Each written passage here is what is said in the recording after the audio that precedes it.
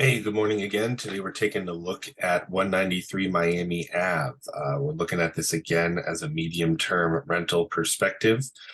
This location is specifically in the King Lincoln neighborhood. Here, I'll pull the map here and show you.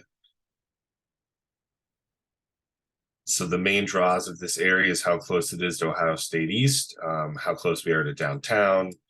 This whole general area is really seeing a lot of revitalization. There's a new kind of market over in this area in Bryden. Franklin Park's right there. So this is right up and in the area where anybody from traveling nurses to construction people would hopefully want to stay in this place. So that's what we're looking at. Show you a couple pictures here. As you can see, it's ready to go. It's really nice. It was purchased this way for $270 in 2019. They're asking $330 for it right now. It's okay. It looks a little banged up, like it was probably a rental at a certain point, or maybe it has been for a while. Would have to go see it in person to see the true quality of it, but overall it looks good. It looks ready to roll. It looks like we could, get a renter in here pretty quickly and start making some money off of it. Stuff like this in the back where it might need tuck pointed or whatnot is of concern.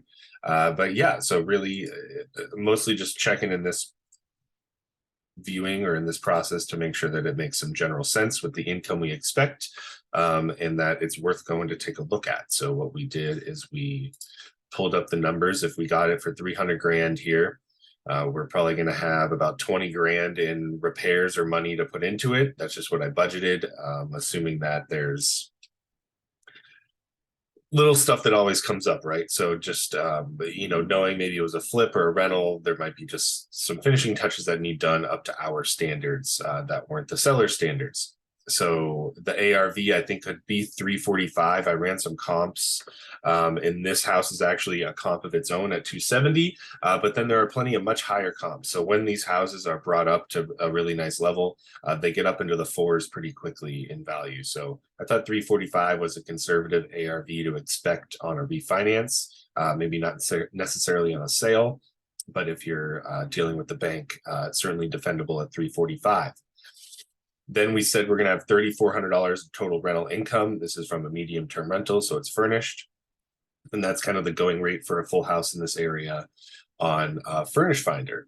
So when all that's said and done, and we also accounted for 120 bucks in electricity, 60 bucks in gas, 50 bucks in water. Water, sewer, trash is all the same bill in Columbus. Vacancy and CapEx are 50 bucks or 5% each.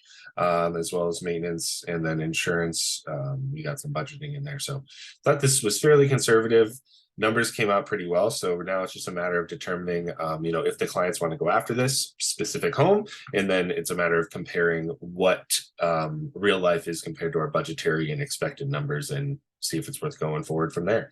So if you have any questions on 193 Miami and Columbus or any other property, reach out. Happy to run the numbers with you. Thanks so much.